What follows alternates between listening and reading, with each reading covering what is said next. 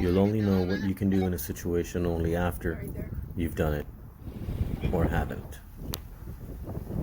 This is our day. This is a heroic day we had. We put this fire out for the good of our county,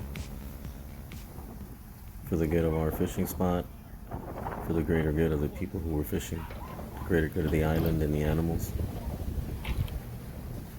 It was a great time. We showed heart, determination, and teamwork. Sometimes that's all you gotta show.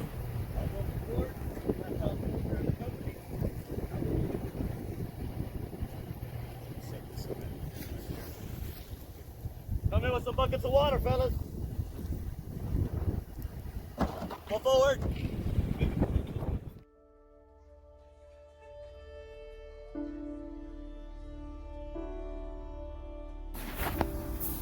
Once you have time to sit back and think about things, you realize you were in some pretty good danger, and you praise God for keeping you safe.